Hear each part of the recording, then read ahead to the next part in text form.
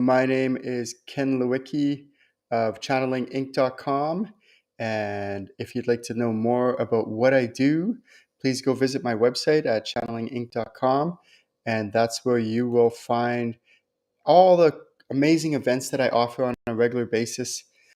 So I want to thank you for tuning in. This is called the Ask Ken Show. And the cool thing about um, this is where what you do is you can participate by live channeling or by writing in your questions, and then I will live channel the answers, which is super exciting. If you are watching this, please give me type in your name and where you're from, and I will give you a shout out and thank you for participating. So I want to thank you for being here. The Ask Ken Show. I love this. It's one of my favorite parts where I can channel like live answers just to show people how it's done, and any questions you might have about spirituality or anything like that, you're more than welcome to, or about myself if you want. Let's see. We're going to start off with the first question of the day, which is, when someone passes, is it necessary to send them healing? I get this quite often where, one of their loved ones dies or, crosses over, and then people are like, oh, I'm going to send them healing. I'm going to send them, love and all that. And most souls, so there's three different realms. There's the astral realm, which is where you go when you die. There's the in-between realm, which is where lost souls go. And then there's the animal spirit realm. So for this question, we're not going to talk about the animal spirit realm. We're going to talk about these other two. When someone dies, most of the time they cross over to the astral realm to be with their soul family, and that's where they go. However, once in a while, for whatever reason, somebody can become a lost soul in the in-between realm. And in the lost soul in the in-between realm, they basically, they don't get the healing that they receive because they're kind of like lost. They're in that in-between realm. And those souls can be... Have you ever seen like one of those ghost hunter kind of shows where um, these ghost hunter shows where the ghosts are like spooking people or knocking things off the shelf or moving chairs and things like that? Those are lost souls. A soul in the astral realm would never do something like that. Those are always the lost souls that are doing that. Um, what's really cool watching those ghost hunter shows is they finally have technology that can capture those ghosts or spirits on camera, which is really cool. And I love that because I'm kind of like an IT nerd guy. And even your spirit guides, they can capture on camera now with current technology. And as the technology improves over the next 5-10 years, well, they'll be able to capture them in even more detail, which I love. So when a soul is a lost soul, yeah, those souls are unhealthy. They can do detrimental things, um, but you can send them all the healing you want. It's not going to help because they're in the in-between realm. So the way to deal with those souls is, if you need to, I've developed a command. It's called the expulsion command, and you can expel them if you need to, and then you can cross them over into the astral realm to be with this soul family, to get the healing and everything that it needs to get healthy again.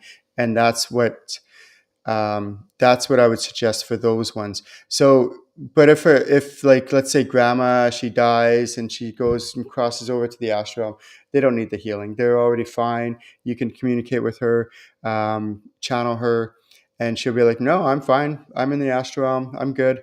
What happens though is, for the first little while, when a soul first crosses over, they go into what I call like a containment area, a processing area. And what they do there is, that's where they get the help that they need. That's where they get the healing that they need, is in that first little bit.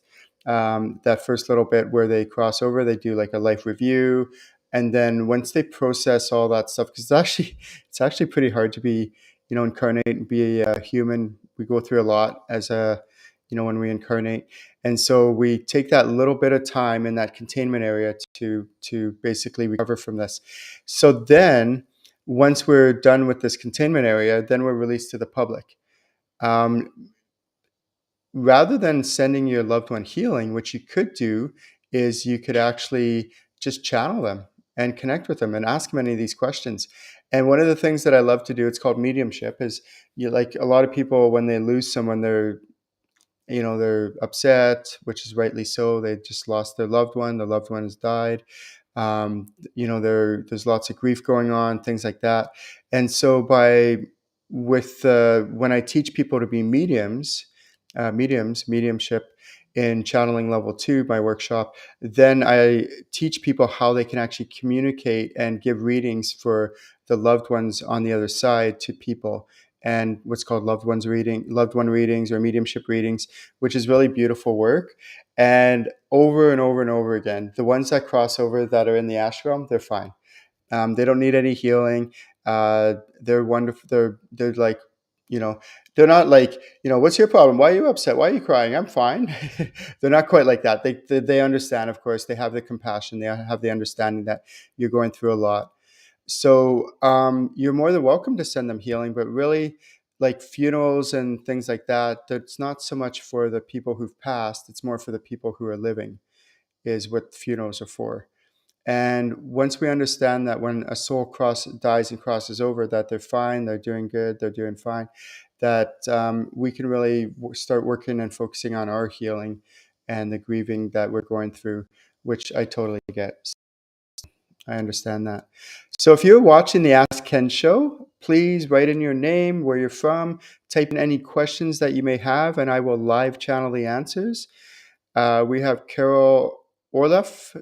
Hi, Carol. And where are you from? Oh, yeah. We have, which is from British Columbia. I'm tuning in. And we have Shelley. Hi, Shelley. Thank you. And I think Shelley is from Alberta, Canada.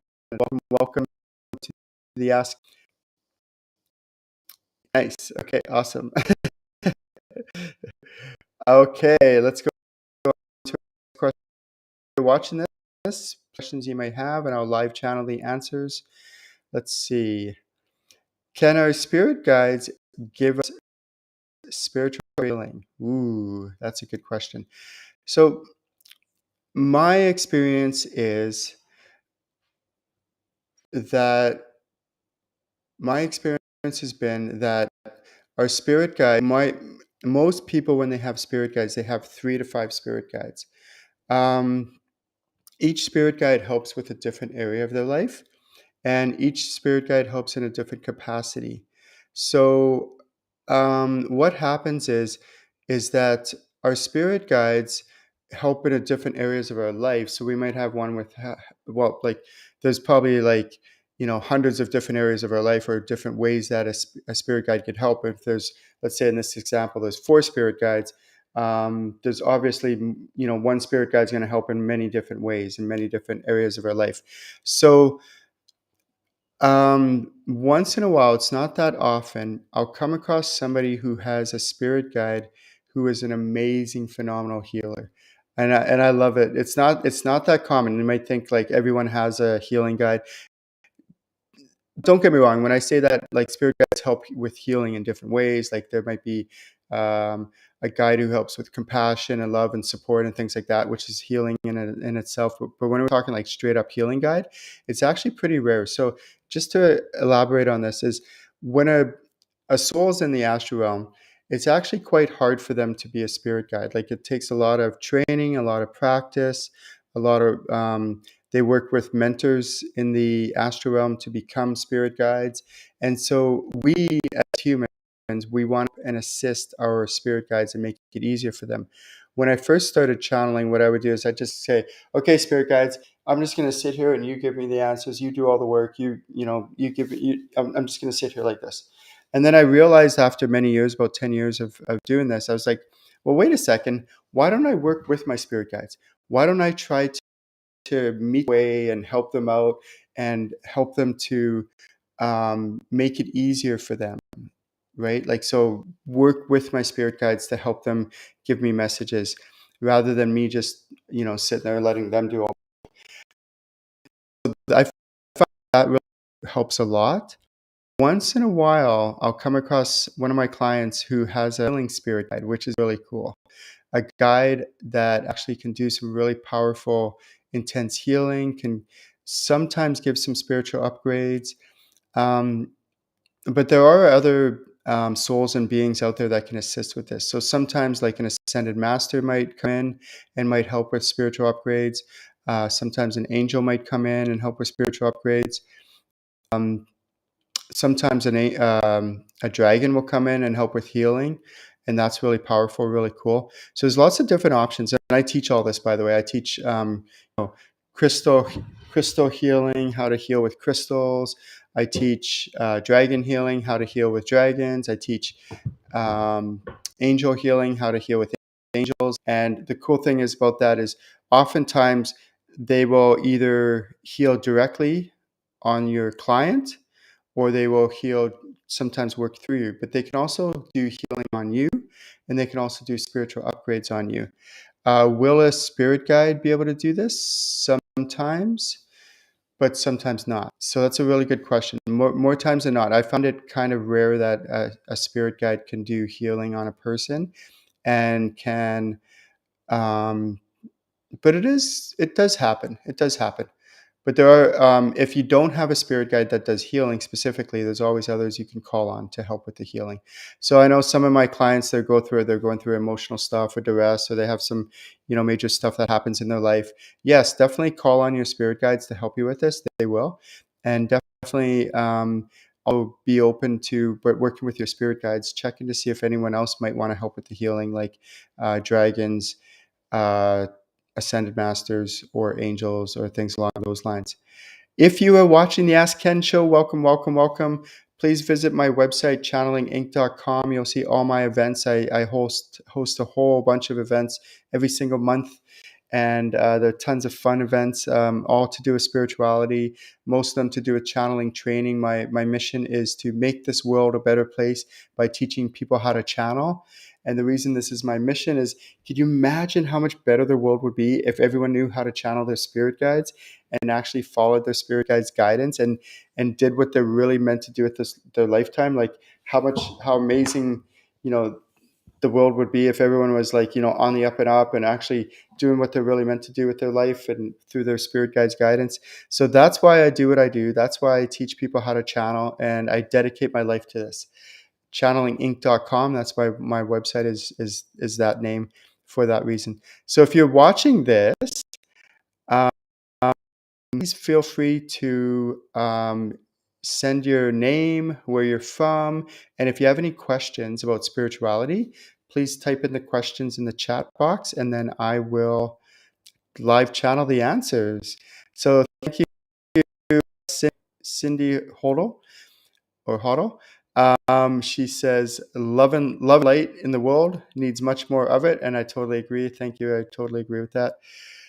And we have a question for Armanda. Armanda wants to know is, what animal species do not have souls? Are we still able to connect with them even though they don't have souls? So I try to avoid this question because it's kind of like a contentious question.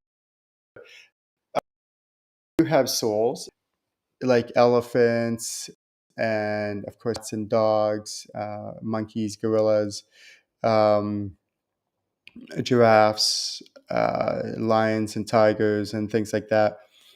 Um, yeah, so there's like lizards and other things. Um, I'm kind of like, I try not to answer these questions because people get into this all like they want some of these animals to have souls and they don't, and then so for the most part, insects don't have souls. Um, some lizards do, some don't. Do geckos have souls? I'm getting a yes on that. Um, do snakes? So, anyways, the answer is yes. You can still communicate with them. It's still animal communication, but they don't. It's kind of like, so when I teach my channeling workshops, I spend and I dedicate my entire like channeling level 1 to learning all about souls, how to channel your soul. I take my students through past life regression on this planet, where they get to experience a past life. I take them through past life regression on another planet, where they get to experience a past life on another planet. And that's really important foundation for everything else we're going to cover, including how to deal with people who've died and crossed over in later levels, because that's important. because we need to understand that we've done this many times. We've reincarnated many times, but rather than just talk about it, to have it actually experience it. And that's a very important concept to understand, like past lives, not just to understand intellectually, but to actually experience a past life. And that's why I do that. And then I teach my students in level 1 how to channel all different kinds, different, like your different spirit guides. But then in level 2, I take my students through where they actually get a tour of the astral realm. They really get to know the astral realm in a very intricate, detailed way, where they know it very well, so they know where they're operating, which realm they're operating in. And then I take them through channeling every possible kind of soul out there. So like random souls, ascended master souls, members, like loved ones who are not members of your soul family members, and spirit guides. Those are the 5 different kinds of souls that operate in the astral realm. And then of course there's lost souls, and I go into detail on that in level 2 as well. And then in level 3, I take my students through medical mediumship and how to scan people, past life readings, ancestral readings. That's all really, really important stuff to know. And then second half of channeling level 3, my expert level, is how to channel every kind of possible being out there. So sprites, fairies, dragons, angels, pixies, crystal divas, like how to actually channel crystal divas, which is really cool.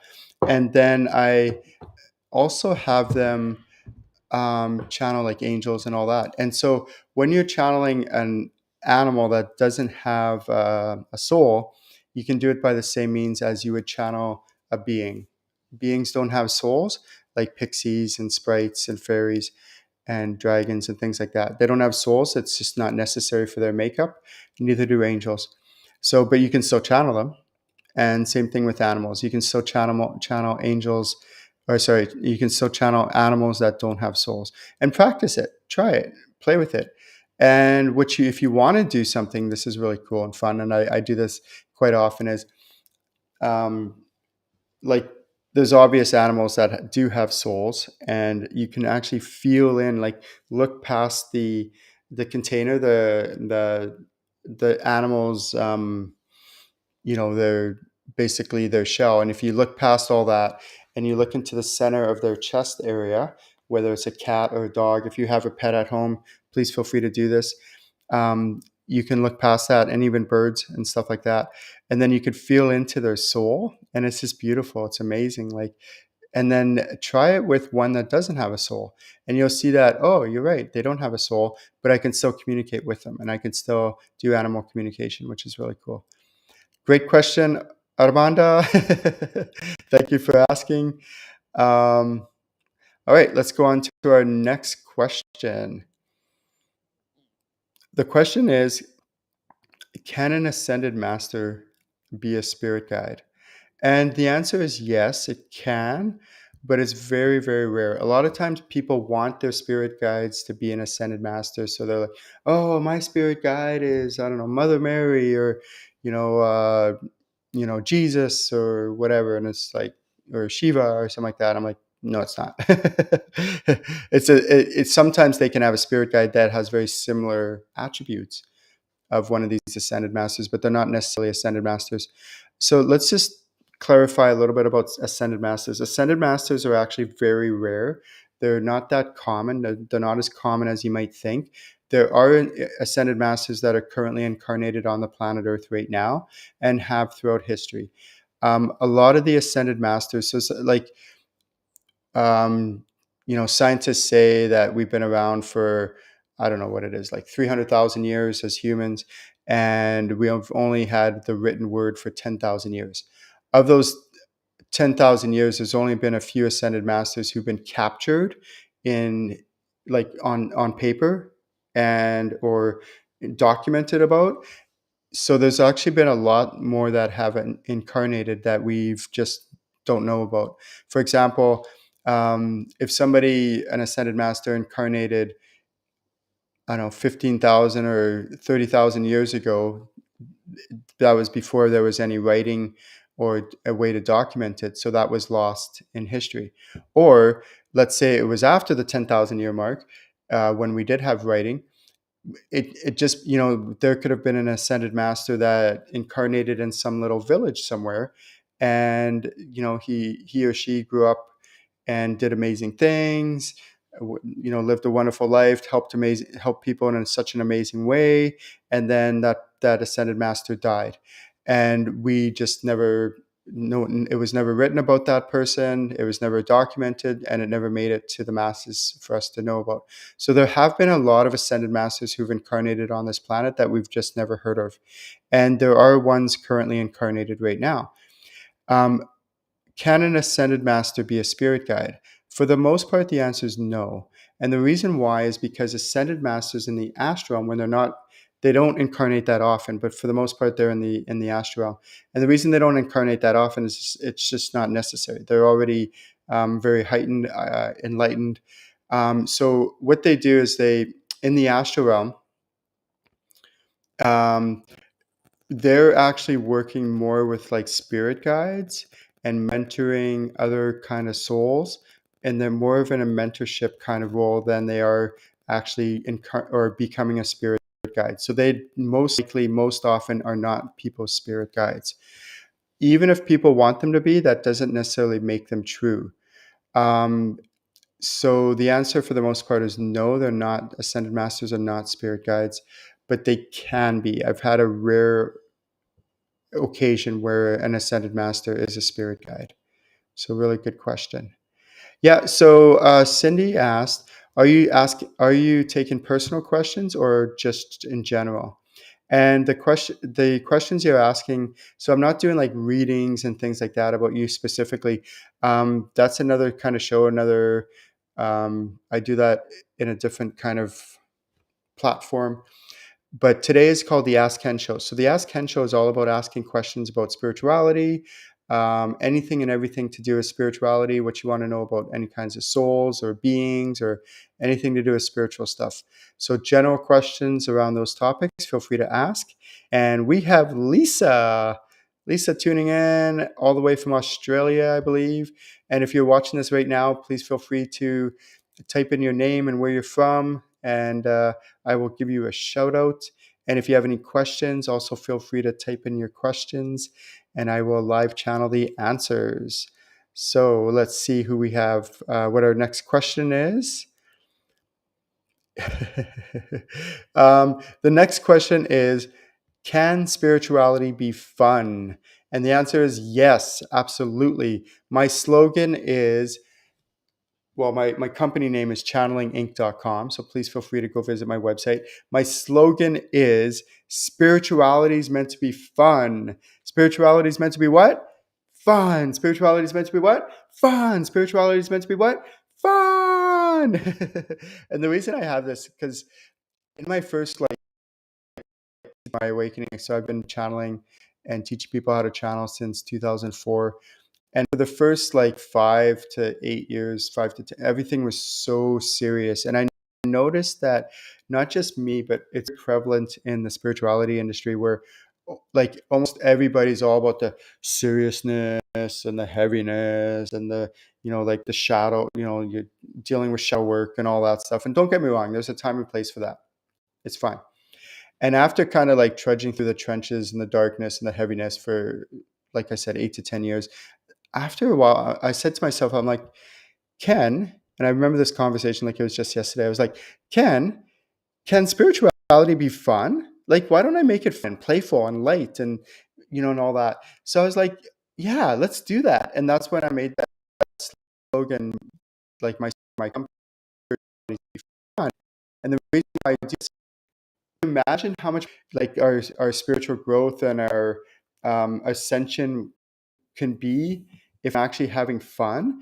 And then one thing I realized, and I didn't even know this, but when I started to have that attitude and started to make spirituality fun, is I noticed that my growth just skyrocketed. It accelerated so much. So if you're watching right now, ask yourself, are you super serious when it comes to spirituality? Are you super serious around it? And if you're, that's fine. And if you want to stay that way, that's fine. But ask yourself, can I make it fun? So I'm constantly getting curious, can I make spirituality fun? How can I make this fun? How can I make this playful? How can I make it I'm I'm about to channel my spirit guides, and I'm like, oh, let's do this. Okay, so who's around me? Oh, it's this guide. It's my female guide. Woohoo! And how does she help me? She helps me with, you know, she actually this I have a female spirit guide right now currently in this season of my life, and she's like a very like super powerful like wizardy kind of guide, and she has like really powerful like spiritual abilities, and she helps me with my spirituality, which is really cool. But I have fun with her, and I say, okay, well, what about this and what about that, and I get curious around spirituality, and I ask questions around, what's going on, or how can you elaborate on this? How does the astral realm work, and soul families work, and all those other kind of cool questions. So please, please, please make spirituality fun. Keep it light. Keep it upbeat. Keep it playful, and you'll watch your spiritual growth. Instead of it being like this, it will skyrocket over the months and years.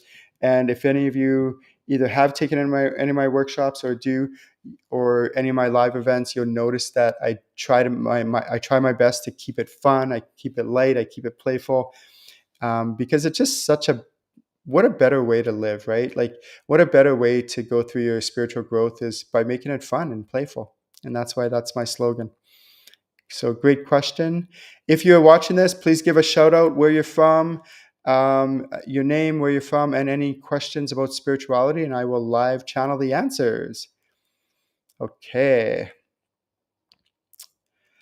How do you know if the emotions are coming from you or from something external, i.e., a soul or another incarnated human? Okay, I get this question a lot. Is what happens is a lot of times people are struggling because they're like, most of my students are empaths. Empaths are people who are highly sensitive to people, places, things, environments, all that kind of stuff. So they're picking up energies all the time. They're super sensitive to all this. And they're being bombarded with these energies all the time. The question is, how do I know if what I'm feeling is coming from me or if it's something external? And this is a great question. So this is what I do, and this is why it's so, so, so important to learn to channel your spirit guides and learn to channel them on a very high level, is because when you know who your spirit guides are and you know how to channel them in great detail, like with getting details and very high levels, then you can ask them questions like this. So I'm going to mention a couple things on this. Is what you can do is, I know this is what I do, is like when I'm feeling like all these emotions and I'm not sure where they're coming from, like, is it my own stuff or what am I feeling, like all this stuff, I ask my spirit guide, a known spirit guide, one that I know really well, one that I know how to channel, one that I've been communicating with for a while now. I ask them, is what I'm feeling, is it internal or is it external? And then I start from there, like, because that's my starting point. I want to know, is it, sometimes it's just my own stuff surfacing. It's my own stuff that's coming up. But sometimes it's external. Sometimes, like, there could be souls or beings, or there could be other people, like other people, incarnated humans that are like projecting negative emotions or energies towards me, and I'm picking up on that. It could be environments, or like the location that you're at. Have you ever like walked into a room and it feels like it's so thick you can like literally cut through it, like it's just like, ugh, right? Feel that energy in that room. If you get that and you notice that, most likely you're an empath. That means that an empath is someone who's highly sensitive to people, places, things, and environments. And that means you're an empath. And I would say about 90-95% of all the people who come to me are empaths, and to an extreme degree of an empath. But a lot of people want to, a lot of people who come to me that are empaths are like, how do I shut it off? How do I not feel so much, emotions and things from other people or from environments? Like coworkers. I have some people that like they struggle going to malls and things like that. And I'm like, no, no, no, no. You don't want to shut off your empathic abilities. You want to keep them. You want to enhance them. And so what I do with my students in those cases, especially the ones that are, and I feel for them, like I have compassion for them, because I used to be this way. I was a hardcore empath as a child growing up, and my parents are like, boy, what's wrong with this kid? He's super like highly sensitive to everything. And I was. And then what I do with my students that are empaths, especially highly sensitive empaths, is I help them to, there's a number of things that I can do with them. So one is I can make sure that their chakras are really strong and vibrant. And if necessary, I can give them a chakra upgrade to help their chakras be even stronger. Another thing that I do is I help them to make sure that their auric field is nice and thick. Now, you don't want it too thick because then you won't be able to sense things and it could be actually a safety hazard. For example, have you ever you're sitting somewhere and then all of a sudden you're like, I feel like somebody's watching me. And then you look behind your shoulder and sure enough, somebody is looking at you and watching you. That's actually a good thing. That means that you're picking up on this stuff, and that's actually a good thing for safety reasons. You want to know if people are behind you or watching you, or there's a threat or something like that. So you don't want your auric field to be too thick. But a lot of my students, they come to me and their auric field is way too thin. It's like a sieve, and they're feeling everything. It's like what do they call that? Like Swiss cheese, where there's like holes in the auric field, and it's super thin. And I'm like, no, no, no, that's not going to work. I'm like, no wonder you're picking up on so much stuff, and no wonder you're feeling everything. So then what I do is I help to sometimes they need spiritual upgrades like an attunement or something like that, like a symbol that can actually help work with their auric field. But then what I do is I thicken their auric field working with their chakra systems because they're both interrelated. And not only does that help with protection, the protection system, but it also helps them so that they're not picking up on external energies quite as strong. So you want to keep it. You just don't want to be like, out of 10, all if it's a 5, that's okay. That's okay, but not a 9 out of 10.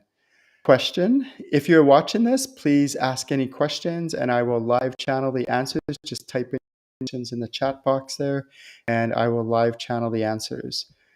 And as a thought on this is it's really important to do self-care. So things like, taking a bath maybe once in a while, going for a run or a jog, or anything where you can get outside in nature is really healthy. Springtime is coming in North America, so you can go try to get out in nature more often.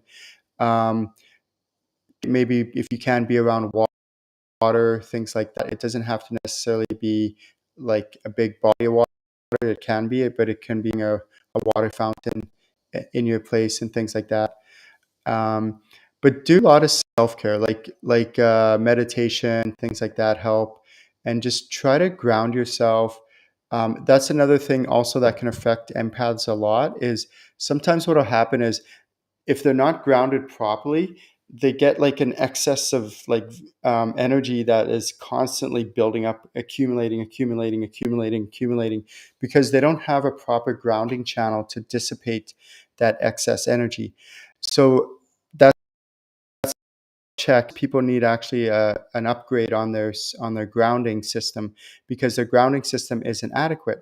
And so what will happen is, or sometimes people are just not grounded at all.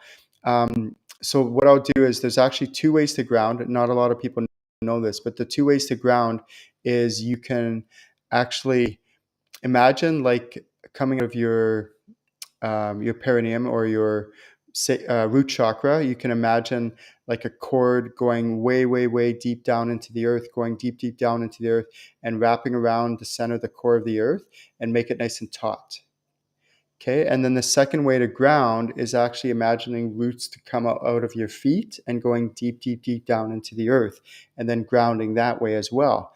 And sometimes what I've found is it's not too common, but it has happened where I've noticed, and I used to be this way, where they don't actually have the infrastructure. A client of mine doesn't have the infrastructure in place to be able to ground properly. So then what I can do is do some healing techniques, healing modalities.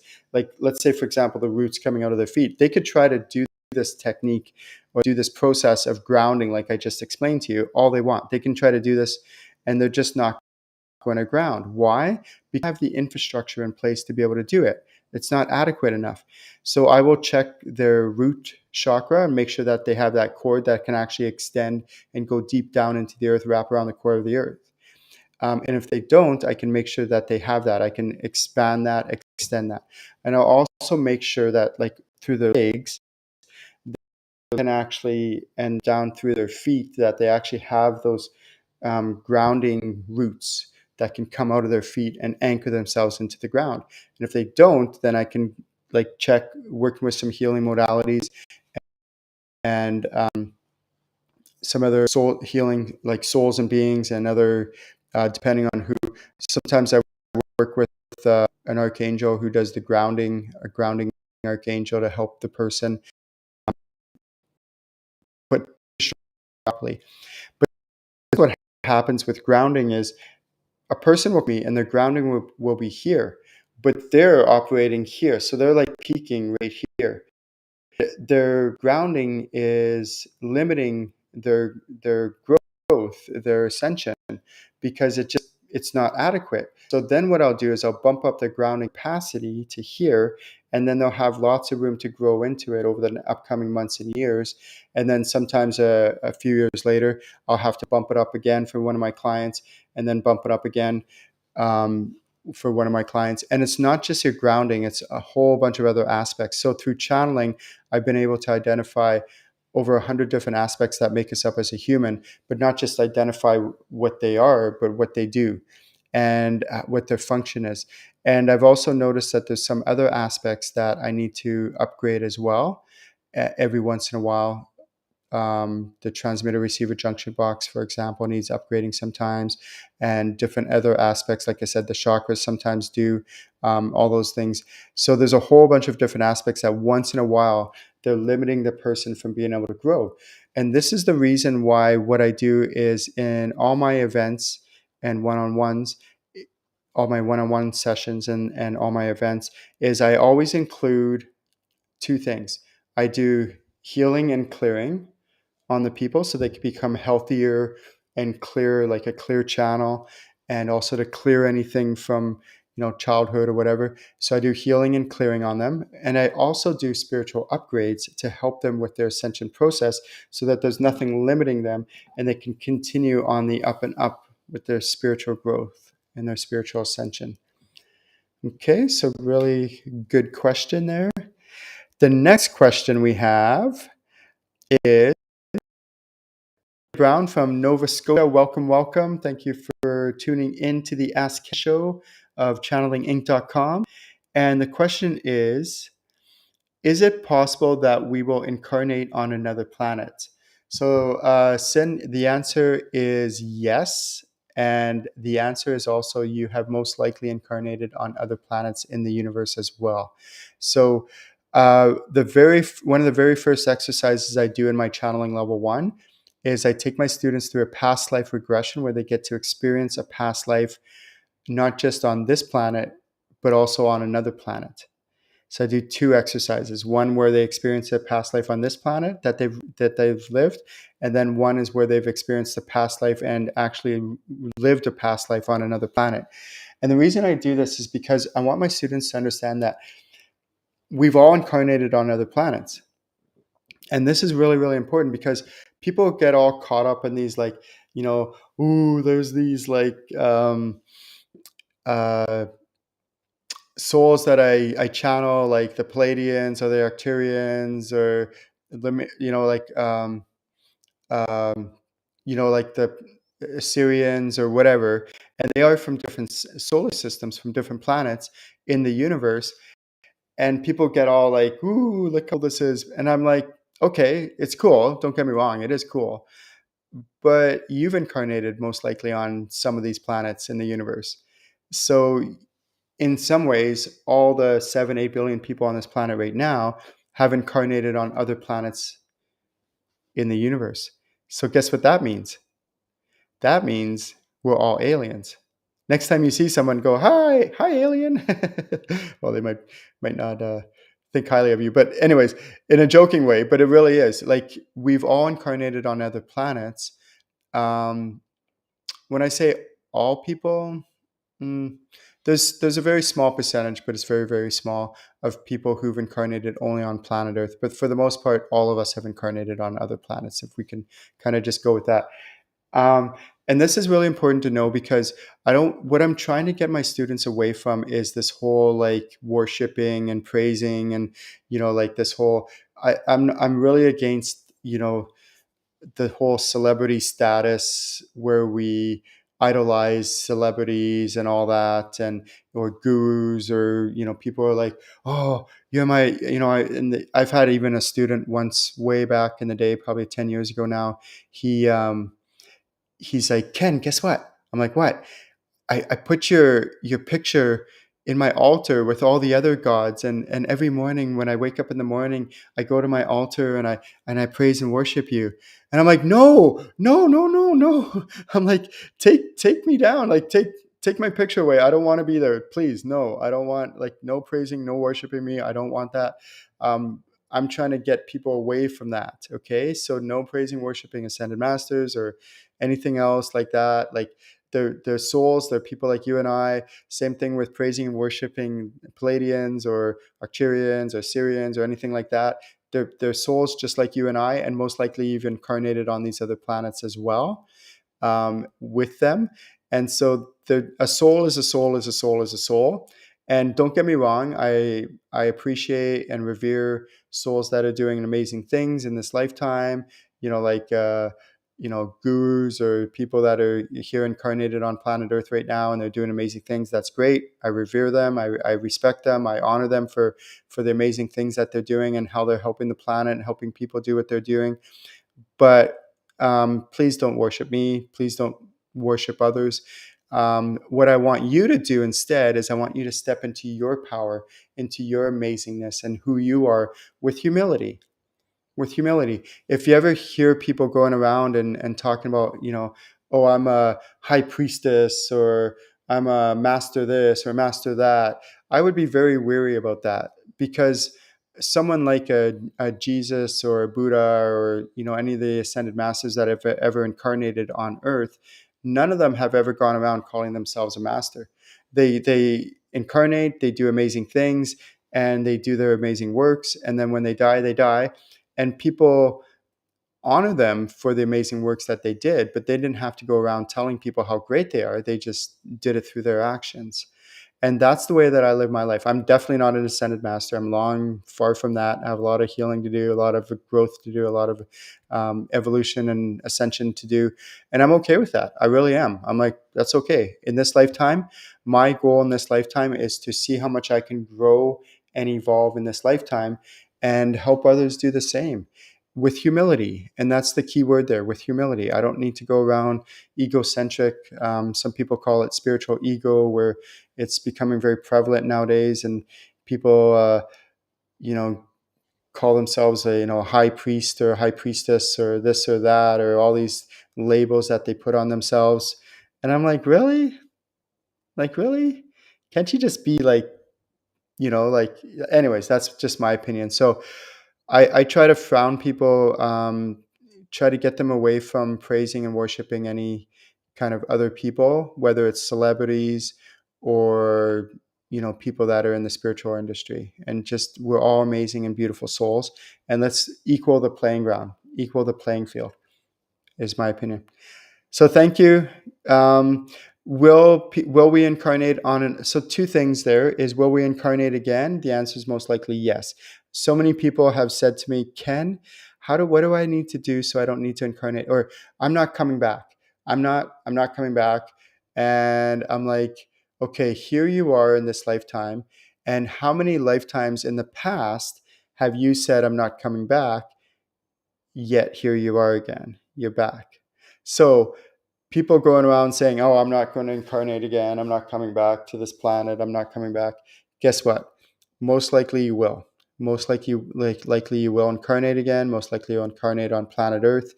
Can you incarnate on another planet? Yep, you might in the next lifetime, or maybe another future lifetime. Actually, most likely you will. There's lots of planets in our universe where we can incarnate, and Earth is one of the many. And it's a beautiful, amazing planet to incarnate on. And the reason I say that is because a lot of people think like, there's like the really negative planets, like really hard, harsh environments to be incarnated on. And I've incarnated on a few of those, and man, they were really difficult. And then there's other planets that are easier to incarnate on. It's just more light, more love, more peace, things like that. And Earth is actually somewhere in between. It's in that middle range. And most likely, pretty much all of us will reincarnate on planet Earth at some time, at some point in the next lifetime or lifetimes, which is great and exciting. And the reason I say this is because I used to really be like, oh, I don't want to come back. I used to be like that as well. I used to be like, I don't want to be here. I just want to leave. Like this earth is so tough. It's so hard to live here. And it's so hard to, like all these emotional distress that I go through, traumas and triggers and all these other things that come up on a pretty much a daily or weekly time in my life. And instead of looking at it that way, the way that I look at it is, how can I make the most out of this lifetime? Like this earth, this planet that we live on, planet Earth, has so much opportunity for growth. Like it's so beautiful. Right now I hear the birds chirping. I know there's nature everywhere, how amazing this place is. There's so much opportunity for growth among other humans. Like when we, have clashes with them, it helps us to grow with compassion, with love, with healing ourselves, with working through this stuff, how to have understanding and tolerance. Like there's so much opportunity for us to, if look at it that way. So rather than looking at it like, oh, I don't want to be here, it's so tough to be here, it's such a hard life, rather look at it as an opportunity for growth, for expansion, for really like evolution, because that's where our soul incarnates. There's a lineup of souls right now, a huge lineup of souls wanting to incarnate on planet Earth right now, like a lot of them. Why do they want to incarnate? Why would, like 80% of the world's population right now lives in extreme poverty? We're talking like 80%, where 80% of the population can barely even have a meal for the day, or they don't even have shoes on their feet, like things like that. Really basic necessities, live in extreme poverty. But why would a soul want to incarnate on a planet like planet Earth when they know there's a good chance that it's going to be a really rough life, tough life? Because this also provides a great opportunity for growth and for expansion and for evolution. When a soul is in spirit form, they don't have that extreme emotions and extreme events and things like that. So they can't evolve. They can only evolve so much when they're in spirit form. And that's why we incarnate. We want to incarnate because when we're incarnated on a planet like planet Earth, then we have that opportunity for those extreme situations, the love, the hate, the anger, the joy, the funness, the playness, the extremes, the jealousy, the all these different extremes of emotions and feelings and things that happen to us. And then that allows our soul, which it resides right here, it allows our soul to have the possibility to evolve to its greatness, to its most. And if we look at it that way, then we can really evolve and grow a lot faster and quicker than if we think like, oh, I don't want to be here and this life is so tough. But instead look at it as an opportunity. So that's my encouragement to everyone who's watching this today, is really try to um, just make the most out of this lifetime. Like my goal is to see how much I can grow and ascend, see how much I can like evolve in this one lifetime. Like how exciting is that? Like let's take it, like let's look at life this in that way, and see how much healing and clearing and evolution I can do. Like what a fun way to live. So great question. If you're watching the Ask Ken show, please type in your name and where you're from. I'll give you a shout out. And also, if you have any questions about spirituality, I will live channel the answers. So feel free to type in your answers. And if you haven't done so yet, at some point, please visit my website, ChannelingInc.com. You will find all my different, everything that I have, that's all my workshops, my events that are about spirituality. So yeah, please come visit my website. Let's go on to the next question. The next question is, Can we use our spirit guides to self-regulate? So the answer is yes. What's meant by self-regulate is sometimes we go like one extreme or the others with our emotions, with our homeostasis, with other things that are going on in our life. And what I challenge you to do is call on your spirit guides. But here's the difference between what I do and what a lot of other people do is they just blanketly, they're going through a struggle and they just go, oh, all the spirit guides and angels or anyone who can help, just please. That doesn't really work.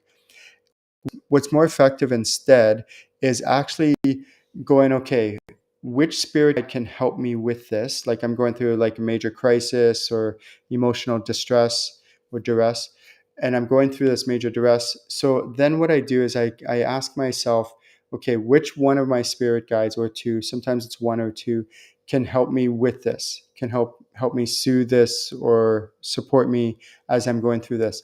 Then I invite them to come in, and then I figure out where they are physically around me, and then I can increase my connection with the spirit guide. And then I ask them, how can you help me with this? How can you support me with this?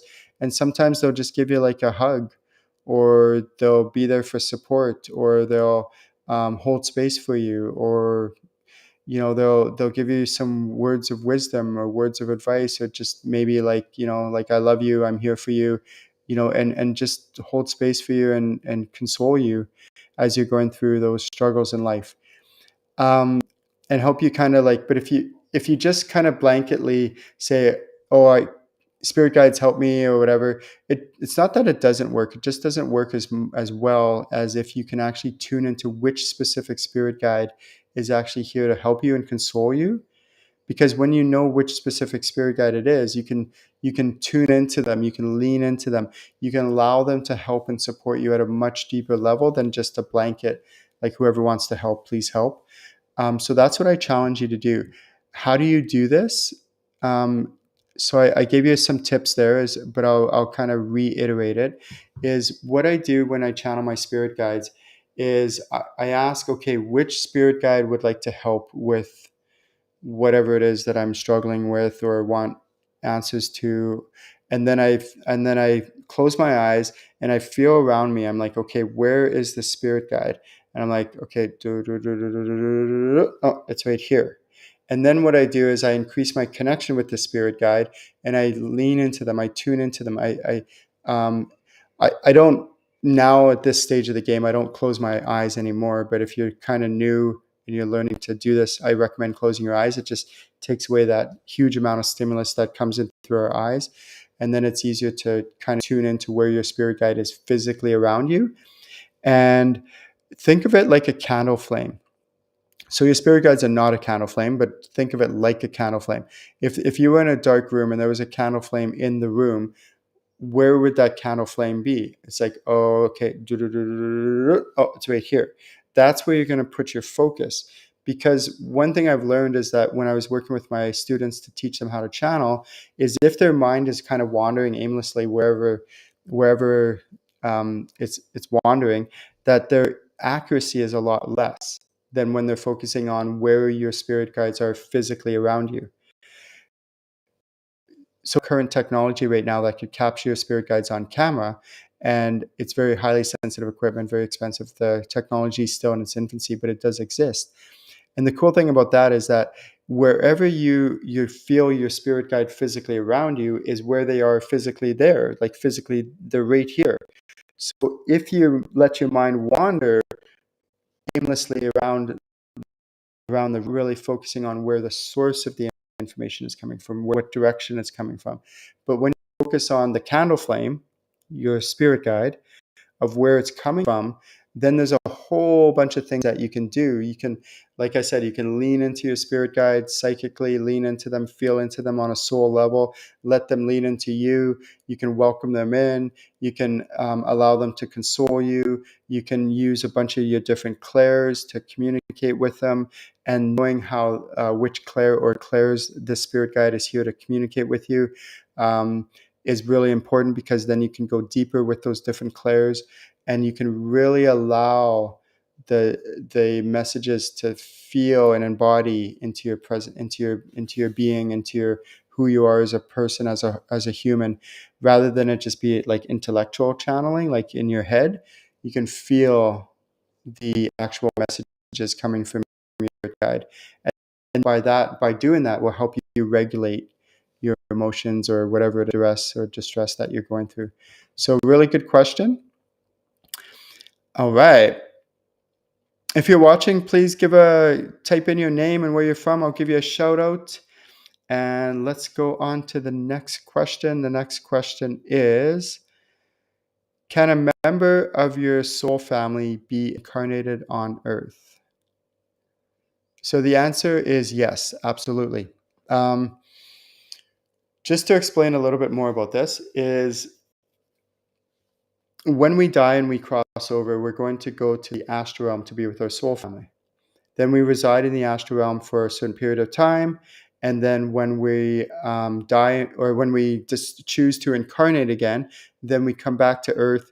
We reside on planet Earth for a certain period of time. And then when we die and we cross over, we go back to the astral realm and we reside with our soul family until we choose to incarnate again. Hence reincarnation. That's basically reincarnation in a nutshell. Okay. Right now, you have hundreds, if not thousands, of members of your soul family that are currently incarnated on this planet Earth right now. Not all your soul family members are incarnated. Most of them are in non-physical form in the astral realm. And what you can do, which is really cool, which is what I do with my students, is you don't have to wait until you die to meet your soul family. You can do this while you're alive. Your soul family is amazing. They're beautiful. They're here to help and support you. They're where your spirit guides come from. And there's many, many members of your soul family. And you can tune into them now and connect with them now in the astral realm. But there are ones that are incarnated currently on this planet Earth. And the ones that are incarnated on this planet Earth are all different ages. They're different demographics, different parts of the Earth, different planets, different countries, continents of the Earth. Have you ever bumped into somebody you've never met them before, and you bump into them, and you're like, you just have this amazing connection. Like, you feel like you've known them forever, and you've never met them before, but you feel like you've known them forever, and you're like, wow, like, what is it? And you just click, and it's instant connection. Most likely that's because they're a member of your soul family. Not always necessarily. Some people just have really cool chemistry, really amazing chemistry, and you just click with them that way. But we're talking about people where you feel like you've known them forever. Because if this person is a member of your soul family, then you literally have known them forever, for eons, not just in this lifetime, but in many lifetimes, and also in between lives in the astral realm, when you reside with them and hang out with them, as because they're one of your soul family members. And that's a good telltale sign that they are a member of your soul family, where you feel like you've known them forever. Is really cool, and I love when that happens. Another thing too that some of you might be thinking is, well, is someone who dies, are they a member of my soul family? They can be, but most likely not. It's possible. So, for example, is there's a difference between an earth family and a soul family, like a soul family member. They're not necessarily the same thing. So let's say, for example, you have somebody like you, maybe, have been born into a family, and there's 4 people in your family. So there's like your mother, your father, in this example, and then your sibling, and then you. So there's the 4 of you. A scenario can be where nobody in your earth family is a member of your soul family. Another scenario is that every single person in your earth family is a member of your soul family. Or another scenario is maybe 1 or 2 or some of those members of your earth family are a member of your soul family. So don't assume because somebody is a member of your earth family, your parents, grandparents, brothers, sisters, cousins, nephews, nieces, aunts, uncles, don't assume that they're all members of your soul family. They could be, but most likely not. But it's possible that one or two or three of them could be, possibly, but not guaranteed, not for sure. Okay. So that's really important to know. It doesn't make the relationship any less than, though. Still embrace and get to know, try to do your best to love on your earth family, work any stuff with them, do any healing and clearing you need to do on your end to help those relationships be more amicable and things like that. So really, really good questions. Okay. We are done with the Ask Ken show. Thank you so much, everyone, for tuning in. I love doing this once a month and just live channeling the answers to all these amazing spiritual questions. If you haven't visited my website, ChannelingInc.com, please do so. And everyone have a wonderful day, and we will